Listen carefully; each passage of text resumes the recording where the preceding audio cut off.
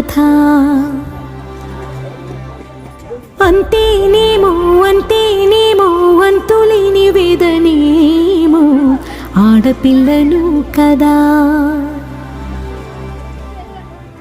మళ్ళీ తిరిగి అడుగేసేది వచ్చిపోయే చుట్టూలానే.